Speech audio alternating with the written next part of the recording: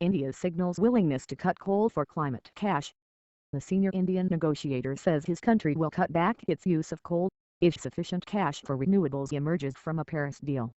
Dr. A.J. Mathur said coal would be restricted if there was help to pay for more expensive green energy.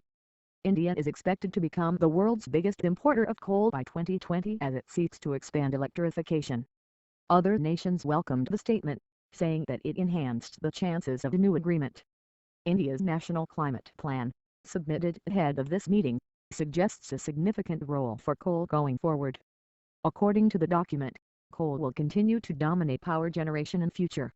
A month the country is planning on expanding its production of coal to 1.5 billion tons of the fuel by 2020. That would require the equivalent of opening one new coal mine every month until the end of this decade. India's need for coal is driven by the huge numbers who do not have electricity, estimated to be around 300 million people. In these negotiations the government has adopted a hard line, saying that the need to develop using fossil fuels trumps the needs of the climate. In recent days, the Indian Environment Minister Prakash Javadekar told BBC News that his country had every right to continue using as much coal as it needed. We are increasing our renewable targets tenfold in the next 15 years, but we will require coal because it is the need of the hour for my people to grow. But on Wednesday, Dr. Mathur, the senior negotiator in the Indian delegation, adopted a much more conciliatory line. He argues that the cost of solar, which has declined by 75% in 4 years, is still double the cost of coal. U.S. lead negotiator Todd Stearns said the Indian statement was encouraging.